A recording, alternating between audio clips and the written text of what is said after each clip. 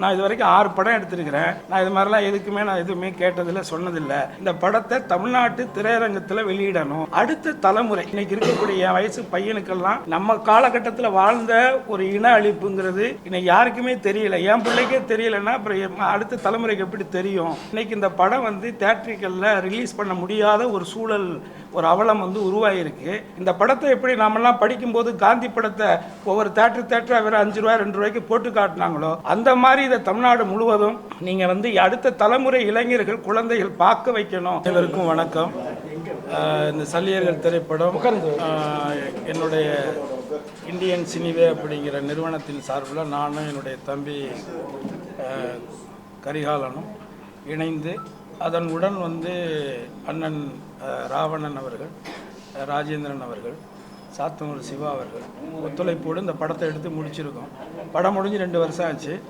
ஒரு நல்ல முக்கியமான ஒரு படம். அதாவது சொல்லுக்கு முன் செயல் என்று வாழ்ந்து தன்னுடைய இனத்திற்காக, மண்ணுக்காக, மொழிக்காக தான் மட்டும் தியாகம் செய்யாமல் தன் குடும்பத்தோடு தியாகம் செய்த அந்த ஒப்பற்ற தலைவர், அந்த மாவீரர்களுடைய புகழை போற்றும் வகையில் தான் இந்த படம் தயாரிக்கப்பட்டிருக்கு.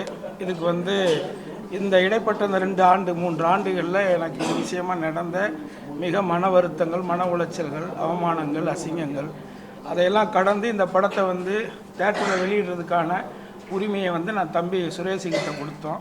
அவர் இந்த படத்துக்கு வழக்கமாக அந்த மாதிரி படத்தை வெளியிட்டால் சர்வீஸ் சார்ஜ் 15% வாங்குவாங்க. அதெல்லாம் எதையுமே பொருட்படுத்தாமல் இந்த படத்துக்கான எல்லா செலவுகளையும் அவரே முன்னெடுத்து செய்கிறாரு. ஸோ எனக்கு என்னென்னா, இந்த படம் எடுத்ததோட நோக்கமே இதுக்கு சென்சார்லாம் வாங்கி நான் போராடினது, இந்த படத்தை தமிழ்நாட்டு திரையரங்கத்தில் வெளியிடணும். அடுத்த தலைமுறை, இன்னைக்கு இருக்கக்கூடிய என் வயசு பையனுக்கெல்லாம் நம்ம காலகட்டத்தில் வாழ்ந்த ஒரு இன அழிப்புங்கிறது இன்னைக்கு யாருக்குமே தெரியல. என் பிள்ளைக்கே தெரியலன்னா அப்புறம் அடுத்த தலைமுறைக்கு எப்படி தெரியும்? அதனால் தமிழ்நாட்டு திரையரங்கத்தில் இதை வெளியிடணும்னு தான் ஏற்கனவே அந்த ஆடியோ ஃபங்க்ஷன்லாம் கூட குளத்தூர் மணியண்ணன் எல்லாம் கலந்துக்கிட்டாங்க. ஸோ அந்த அடிப்படையில் இன்றைக்கி இந்த படம் தியேட்டரிக்கல்ல ரிலீஸ் பண்ண முடியாத ஒரு சூழல், ஒரு அவலம் உருவாயிருக்கு. ஆகவே இந்த வன்மையாக கண்டிக்கத்தக்கது.